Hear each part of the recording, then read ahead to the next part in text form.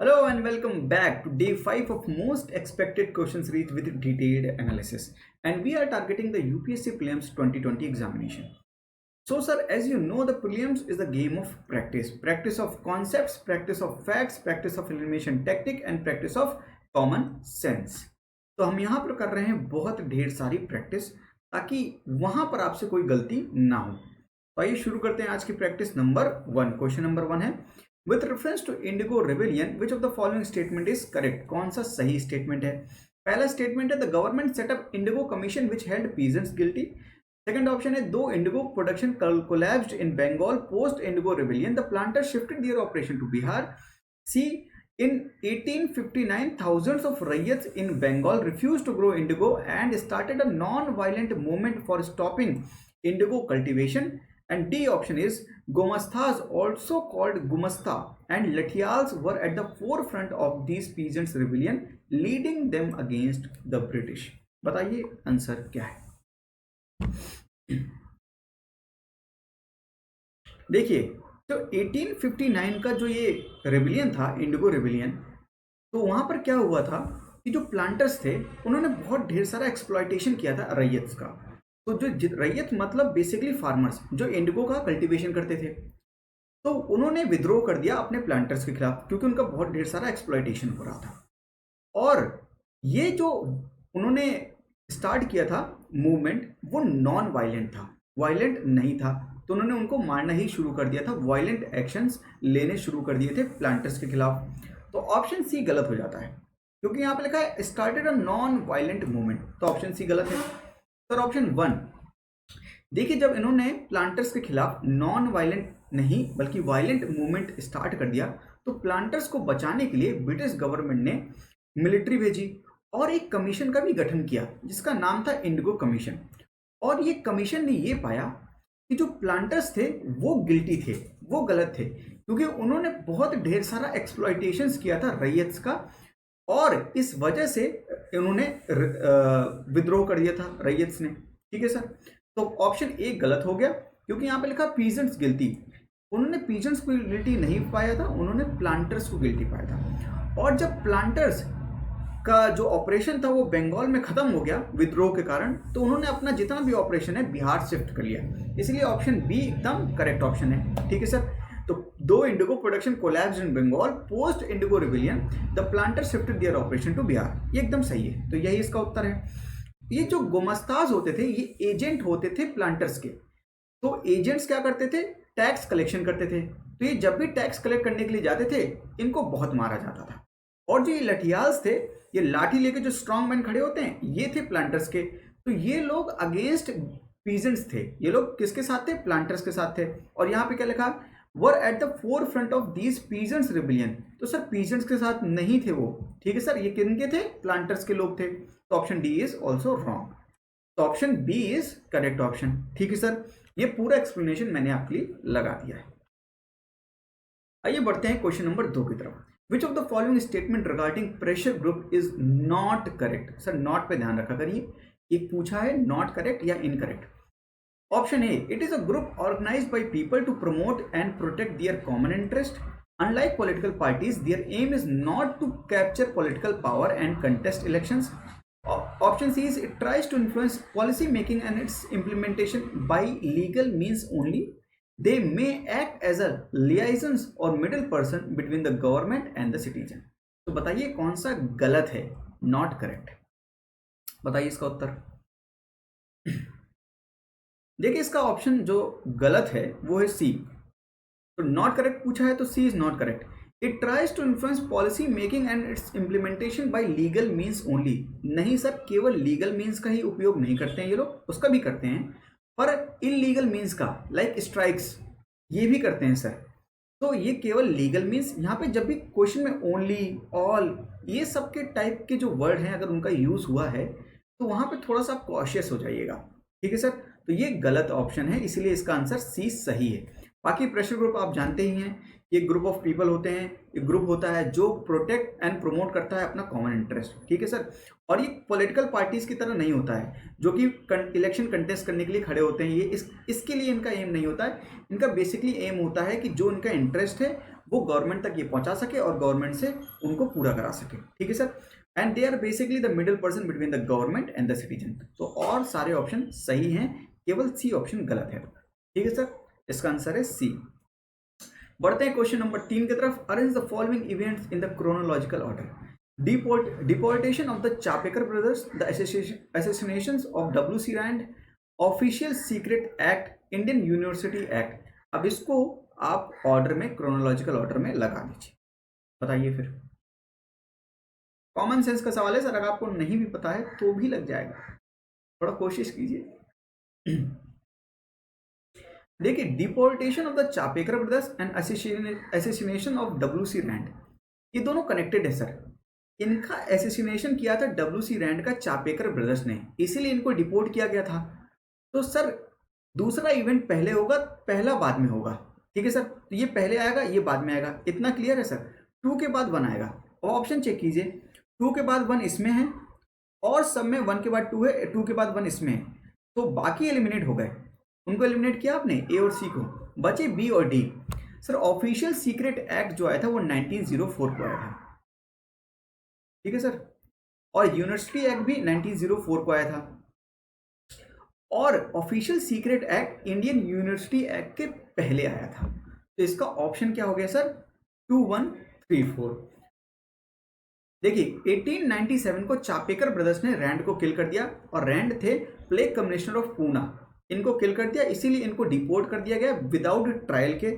और जो इनके दूसरे मित्र थे तिलक एंड अदर्स, उनको क्या कर दिया गया, सेडिशन यानी देशद्रोह के चार्ज में उनको जेल के अंदर डाल दिया गया। ठीक है सर। और ये ऑफिशियल सीक्रेट एक्ट जो है ये 1904 में आया था, ताकि जो फ्रीडम ऑफ प्रेस है उसको कर्ब किया जा सके।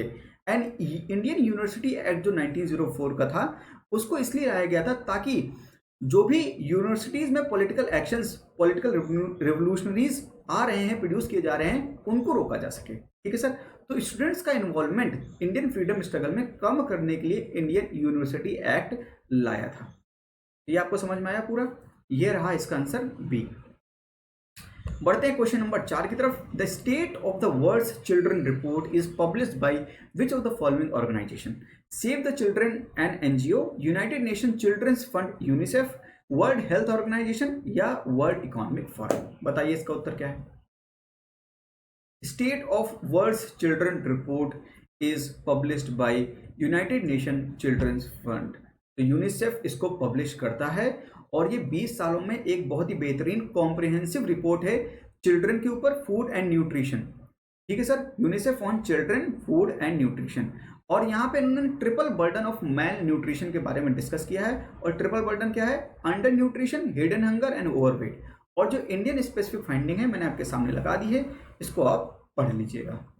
बढ़ते हैं क्वेश्चन नंबर 5 की तरफ। Regarding the Cape Town agreement of international maritime organisation, consider the following statements. It helps to combat illegal, unregulated, unreported fishing. It aimed at facilitating better control of all fishing vessels, safety by flag, port and coastal states. India is first Asian country to ratify the agreement. बताइए इसका उत्तर क्या है। तो अगर आपने news में पढ़ा है तो आपको पता है सर, बताइए। देखिए पहली बात, एलिमिनेशन टेक्निक लगाएंगे तो 2 एलिमिनेट हो जाएंगे, क्योंकि तीसरा गलत है sir. India is the first Asian country to ratify the agreement. पहली बात तो इंडिया ने रेटिफाई नहीं किया है, और दूसरी बात बहुत सी ऐसी कंट्रीज हैं जिन्होंने रेटिफाई कर दिया है, तो इंडिया तो नहीं है, रेटिफाई ही नहीं किया, तो तीसरा ऑप्शन गलत हो गया। तो सी और डी ये एलिमिनेट हो गए सर। और इसका आंसर दूसरा नहीं है, ये इसका एम नहीं है, केवल आंसर इसका 1 है। तो answer is B, only 1। It helps to combat illegal, unregulated, unreported fishing. ये केप टाउन एग्रीमेंट है। ठीक है सर, ये मैंने आपके लिए लगा दिया है। इंडिया ने इसको sign, India ranks at the 3rd place, yet it has not ratified the treaty. India ने ट्रीटी को रेटिफाई नहीं किया है, बहुत से देशों ने कर भी दिया है। ठीक है सर। बढ़ते हैं क्वेश्चन नंबर 6 की तरफ। India is a member of which of the following groups and agreement? Nuclear supply group, Wassenaar agreement, Australia group, missile technology control regime. बताइए इसका ऑप्शन आंसर क्या है। सर ये तो बहुत न्यूज में है और ये बहुत इंपॉर्टेंट क्वेश्चन है, बहुत ही इजी भी है सर, बताइए। सर अगर मेरा कैप्सूल कोर्स का आपने अगर एक सेशन देखा है न्यूक्लियर नॉन प्रोलिफरेशन ट्रीटी के ऊपर, तो आपको वहाँ पर मैंने ये सब चीज़ें समझाई हैं। तो वहाँ पर आपने अगर उस चीज़ को पढ़ा है तो ये चीज़ आपको आती है। इसका आंसर है सर वन नहीं है, न्यूक्लियर सप्लायर ग्रुप के मेंबर इंडिया नहीं है। तो अगर वन एलिमिनेट करेंगे तो सर ये दो चले जाएंगे और बाकी तीनों के मेंबर हम हैं। तो 2, 3 एंड 4 ये इसका आंसर है सी। ठीक है सर। न्यूक्लियर सप्लायर ग्रुप क्या है? न्यूक्लियर टेक्नोलॉजी के प्रोलिफरेशन को कंट्रोल करने के लिए न्यूक्लियर सप्लायर ग्रुप है। वॉसेनार एग्रीमेंट क्या है सर? ये कन्वेंशनल आर्म्स के लिए है, उनका एक्सपोर्ट, उनका टेक्नोलॉजी का जो है स्प्रेड ना हो सके उसके लिए है वॉसेनार एग्रीमेंट। ऑस्ट्रेलिया ग्रुप है केमिकल एंड बायोलॉजिकल वेपन्स के लिए, and missile technology control regime है मिसाइल टेक्नोलॉजी के स्प्रेड्स के लिए। ठीक है सर। तो ये मल्टीपल एक्सपोर्ट कंट्रोल रिजीम है जो कि आपके सामने है। ठीक है sir. Multilateral export control regimes are the informal groups of like-minded supplier countries aiming to ensure non-proliferation of weapon of mass destruction and its delivery system through implementation of strict adherence to guideline and controlling the list for export। तो sir इसके लिए देखिए nuclear supplier group है nuclear energy के लिए, nuclear weapons के लिए। ठीक है sir. Proliferation of nuclear weapons. Wassenaar agreement है conventional arms and dual use goods and technology. Australia group है sir chemical and biological weapons, and MTCR missile technology के लिए बेसिकली। ठीक है सर। तो मैंने आपके लिए पूरा लगा दिया है, इसको पढ़ लीजिएगा, PDF डाउनलोड कर लीजिए। With reference to Indian ocean rim association considered the following statement. It was established as a response to piracy and oil spills denting economic activities. It is based on the principle of open regionalism for strengthening economic cooperation। बताइए answer क्या है? देखिए इसमें पहला option गलत है, केवल दूसरा सही है। तो सर पायरेसी और oil spills denting economic activities इसके रिस्पॉन्स में नहीं बनाया गया था। इसको बनाया गया था ताकि रीजनलिज्म, आपस में रीजनल कोऑपरेशन हो सके और इकोनॉमिक कोऑपरेशन स्ट्रांग हो सके। तो ये इसका आंसर सेकंड है, बी। ठीक है sir. Question number 8, which of the following statement with respect to Pandita Ramabai is not correct? तो सर नॉट करेक्ट पूछा है। She was a great scholar of Sanskrit and wrote about the miserable lives of upper caste Hindu women. She published a book, Stri Purush Tulna, criticizing the social difference between men and women. She founded a widows' home at Pune to provide shelter to widows who had been treated badly. She converted to Christianity while in Britain and became a social reformer। बताइए इसका उत्तर क्या है? Answer बताइए। पंडिता रामाबाई के बारे में कौन सा गलत स्टेटमेंट है? सर इसका स्टेटमेंट जो गलत है वो है बी। स्त्री पुरुष तुलना इन्होंने नहीं किया था, बल्कि ताराबाई शिंदे ने किया था। Tarabai Shinde, a women educated at the home at Poona, published a book Stri Purush Tulana, a comparison between women and men, criticising the social difference between man and women. तो ये ताराबाई शिंदे ने लिखी थी। तो ये ऑप्शन गलत है और यही पूछा है। बाकी इनके बारे में सारे स्टेटमेंट्स एकदम सही है और इनके बारे में डिटेल्ड मैंने पूरा आपके सामने लगा दिया है, पढ़ लीजिएगा। Consider the following statement with reference to All India Trade Union Congress. It was founded in 1920 and Lala Lajpat Rai was its first general secretary.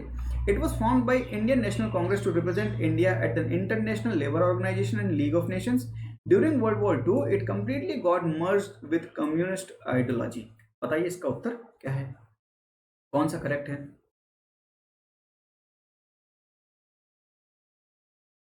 Sir elimination technique लगाइए। ये आपको पता है 1920 में फाउंड किया गया था, ये एकदम करेक्ट है। Lala Lajpat Rai was the first general secretary, ये गलत है सर। लाला लाजपत राय प्रेसिडेंट थे और दीवान चमन लाल वो थे जनरल सेक्रेटरी। तो ये ऑप्शन गलत है। अगर जिसको पता है ये गलत है तो सर ऑप्शन एलिमिनेशन लगेगा और सीधे आंसर आपका आएगा B. It was found by the Indian national congress to represent India at the international labour organisation and league of nation. ये करेक्ट है और ऐसा कुछ नहीं है कि इसको कम्युनिस्ट आइडियोलॉजी के साथ ये कंप्लीटली मर्ज हो गया था, ये गलत स्टेटमेंट है। ठीक है sir. Which of the following newspaper was started by Mahatma Gandhi in India? Young India, Harijan, Indian opinion. बताइए क्या सही उत्तर है? बहुत ही प्यारा सवाल और आपको धोखा देने वाला है ये सवाल। देखते हैं कितने लोग सही करते हैं। देखिए जो इंडिया, समझिए महात्मा गांधी इन इंडिया, तो इंडिया में कौन से स्टार्ट किया था? ये इंडिया इंपॉर्टेंट है सर। जो ये इंडियन ओपिनियन है ये साउथ अफ्रीका में स्टार्ट किया था इन्होंने, तो ये ऑप्शन गलत हो गया। जैसे ये गलत हो गया वैसे एलिमिनेशन लग गया आपका। आंसर क्या हो गया sir? 1 and 2, young India and Harijan. Mahatma Gandhi ने ये न्यूज़पेपर इंडिया में स्टार्ट किए थे। इंडियन ओपिनियन किया था साउथ अफ्रीका में 1903 में, और यंग इंडिया किया था 1990 में इंडिया में नवजीवन, और 1933 में हरिजन, हरिजन बंधु, हरिजन सेवक, इंग्लिश, गुजराती और हिंदी रिस्पेक्टिवली इन्होंने इसको लॉन्च किया था। तो सर इसके थे, इसका आंसर है ए। आइए बढ़ते हैं अगले क्वेश्चन की तरफ। Consider the following statement about the Indian star tortoise. इसके बारे में बताइए। सर एनवायरनमेंट एंड इकोलॉजी से ऐसे ही सवाल आते हैं। पिछले सेशन में मैं आपके लिए सवाल लेके आया था, कौन सा सर? Dwarf frog. कौन सा डॉर्फ फ्रॉग था? बताइए, आप बताइए। स्टारी डॉर्फ फ्रॉग, उसके बारे में बताया था मैंने। आज मैं आपको बता रहा हूँ इंडियन स्टार टॉर्टोइस के बारे में। तो ऐसी जो न्यूज़ में इंपॉर्टेंट स्पीसीज रही हैं उनको कवर कर लेंगे, ठीक है सर? तो बताइए इसके बारे में। 3 स्टेटमेंट है। They are found only in the Indian subcontinent, the exotic pet freight threatens their survival, they were recently downgraded to CITES appendix 2 category. Common sense का सवाल, अगर आपको नहीं भी आता है तो भी सॉल्व होगा, मैं बताऊंगा सर कैसे। पहले आप सॉल्व कीजिए।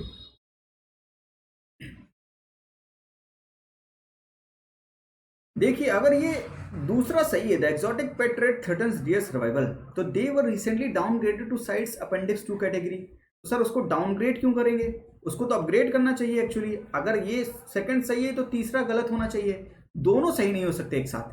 तो जहां पर 2 और 3 हैं एक साथ, वो ऑप्शन एलिमिनेट हो जाएंगे, ठीक है सर? अब बचा 1 2 या 1 3, यानी 1 एकदम सही है। They are found only in Indian subcontinent, ये एकदम सही है सर, यानी ये इंडियन सबकॉन्टिनेंट में ही पाया जाता है।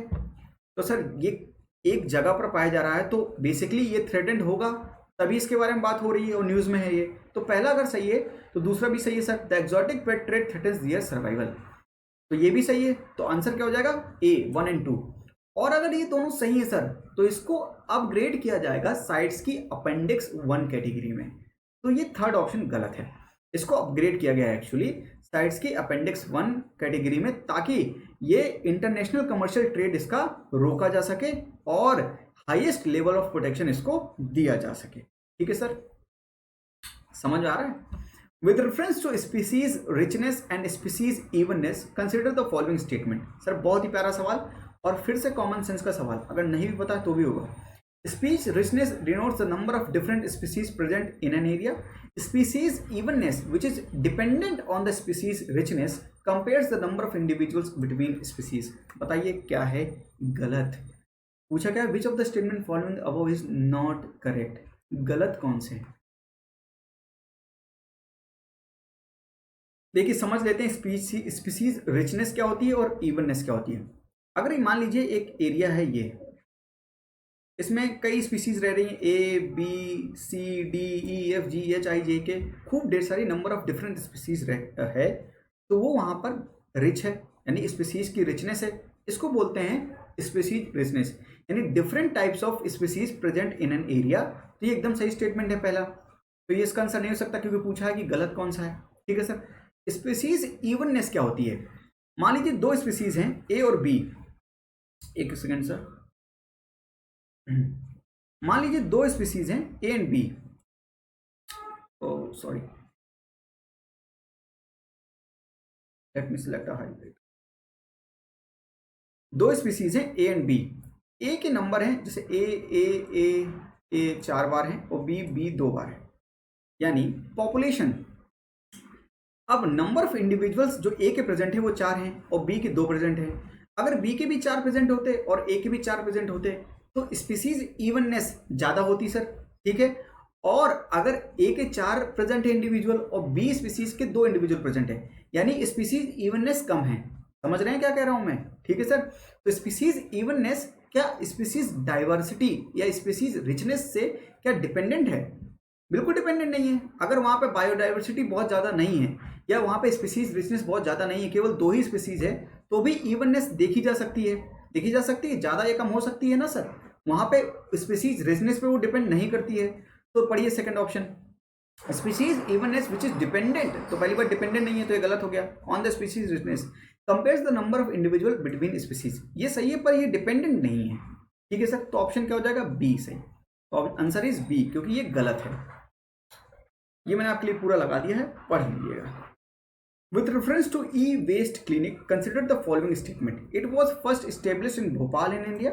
It was a joint initiative of Central Pollution Control Board (CPCB) and Bhopal Municipal Corporation. The project has been conceived as per the e-waste management rules 2016. बताइए इसका उत्तर क्या है। बहुत ही प्यारा सवाल है, आपके साथ खेल रहा है। थर्ड ऑप्शन पढ़िए। It is conceived as per the e waste management rule 2016। E waste clinic है, तो क्या सर ये जरूरी है? ये बिल्कुल जरूरी नहीं है, ये आंसर गलत है यहाँ पर। तो ऑप्शन 3 गलत है। ई वेस्ट मैनेजमेंट रूल्स 2016 नहीं है, बल्कि सॉलिड वेस्ट मैनेजमेंट रूल 2016 के अंतर्गत इस प्रोजेक्ट को चलाया जा रहा है। तो ऑप्शन 3 एलिमिनेट कर दीजिए आप। Answer is 1 and 2। बाकी दोनों स्टेटमेंट एकदम करेक्ट हैं। It was first established in Bhopal in India and it is joint initiative of CPCB and Bhopal Municipal Corporation। ये देखिए sir, solid waste management rules 2016 के अंतर्गत इसको कंसीव किया जा रहा है। बढ़ते हैं क्वेश्चन नंबर 14 की तरफ। Action on air quality report is release by whom? United nation environment programme, united nation framework convention on climate change, united nation human settlement programme UN habitat and world economic forum. बताइए कौन release करता है action on air quality? Common sense का सवाल sir, आपको घुमाएगा इसमें भी। देखिए, united nation human settlement programme ये तो हो नहीं सकता, ये हैबिटेट की बात कर रहा है, और वर्ल्ड इकोनॉमिक फोरम होगा नहीं। तो बचे दो, यूनाइटेड नेशन एनवायरमेंट प्रोग्राम और UNFCCC, United nation framework convention on climate change. अब एयर क्वालिटी की बात कर रहा है, तो आपको लगेगा कि ये यूएनएफसीसीसी ने दिया होगा, पर सर यही तो बात है, इसने नहीं दिया है। ऐसे याद कर लीजिए। तो आंसर क्या है इसका? United nation environment programme. इन्होंने ये रिपोर्ट को रिलीज किया है। Report focuses on 10 measures to improve air quality. It is organised around 6 categories: indoor air pollution, public transport, fuel and vehicles, industry, waste burning, air quality laws and regulation. ठीक है sir. The question number 15. Consider the following statement regarding corals. Coral reefs have lesser biodiversity than tropical rainforest. Most fishes lay eggs in coral colonies. क्या सही statement है? ये आपको बताना है। Correct बताइए। सर पहला ऑप्शन बिल्कुल गलत है। जो कोरल रीफ्स होती हैं have higher biodiversity than tropical rain forest. उनकी बायोडाइवर्सिटी ज़्यादा होती है, बल्कि ट्रॉपिकल रेन फॉरेस्ट से भी ज़्यादा। एकदम सही स्टेटमेंट है सर। ये ओशियन के ट्रॉपिकल रेन फॉरेस्ट कहे जाते हैं। तो ये गलत हो गया सर, 1 इज गलत और दूसरा एकदम सही है, क्योंकि जितनी ज़्यादा बायोडाइवर्सिटी होगी वहाँ पे उतनी ज़्यादा बुसेस हैं, तो छुपने के लिए अच्छी जगह है। तो फिशेस अपने प्रीडेटर से आराम से छुप सकती हैं। तो ज़्यादातर जो फिशेस होती हैं वहाँ पर ही अपने एग को ले करती हैं। तो दूसरा ऑप्शन एकदम करेक्ट है। With reference to peatland, consider the following statement. They are the most abundant natural terrestrial carbon store. They are mostly concentrated in temperate forest. Damaged peatlands are the significant source of greenhouse gas emission. इसको पढ़कर जाइएगा, ये important question है, बहुत important. बताइए इनमें से कौन सा स्टेटमेंट करेक्ट है? सर इसमें जो दूसरा स्टेटमेंट है वो गलत है। They are mostly concentrated in the temperate forest. ये यहाँ पर नहीं पाए जाते हैं पीटलैंड्स, तो दूसरा एलिमिनेट होगा। आंसर आ जाएगा 1 and 3। ये दोनों स्टेटमेंट बाकी सही हैं। They are the most abundant natural terrestrial carbon store. बिल्कुल बहुत ज़्यादा कार्बन का ये कार्बन को स्टोर करते हैं। और डैमेज जो पीटलैंड होते हैं, they are the significant source of greenhouse gas emission. एकदम सही। ये फाउंड कहाँ किए जाते हैं सर? ये permafrost region towards the poles and higher altitudes, वहाँ पे फाउंड किए जाते हैं, कोस्टल एरियाज में, ट्रॉपिकल रेन फॉरेस्ट के बीनीथ में, और बोरियल फॉरेस्ट ये यहाँ पर पाए जाते हैं। तो ये basically northern Europe, northern America and south east Asia में पाए जाते हैं।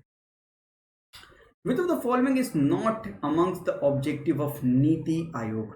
To evolve a shared vision of national development priorities, to offer a platform for resolution of intersectoral and interdepartmental issues, to formulate credible plans at the central level and divide these progressively up to the village level, to actively monitor and evaluate the implementation of programs and initiatives। बताइए कौन सा उत्तर सही है?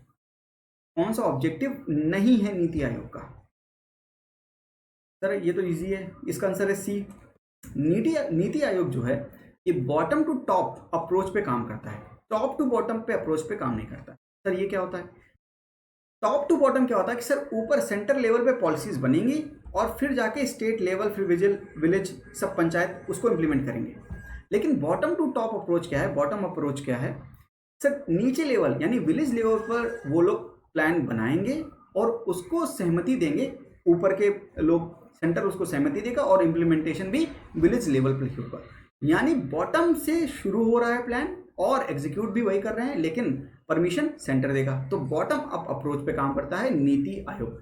To formulate the credible plans at the centre level, नहीं sir ये गलत हो गया, to formulate the credible plans at the village level.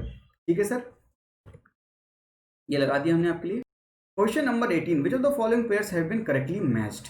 Indicators, indices, measures. तो भैया एक तरफ इंडिकेटर दिया है और वो इंडिकेटर क्या मेजर करता है ये दिया है। मल्टी डायमेंशनल पॉवर्टी इंडेक्स जो है वो incidence and intensity of poverty को मेजर करता है।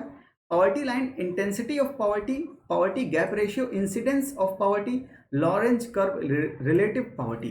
तो बताइए कौन से करेक्टली मैच्ड हैं एक दूसरे के साथ? समझ लेते हैं कि इंसिडेंस ऑफ पॉवर्टी और इंटेंसिटी ऑफ पॉवर्टी क्या होता है। मान लीजिए 100 लोग हैं, एक पूरी कंट्री में 100 लोग हैं और 100 में जो प्रति महीना या प्रतिदिन 42 रुपए कमाता है, उससे जो नीचे वाले हैं उनको बिलो पॉवर्टी लाइन कहेंगे और उनसे जो ऊपर वाले हैं अबव पॉवर्टी लाइन कहेंगे। तो सर 100 लोग में से जितने लोग 42 रुपए से कम कमा रहे हैं, इसको बोलते हैं इंसिडेंस ऑफ पॉवर्टी, यानी कितने लोग पॉवर्टी लाइन के भीतर हैं।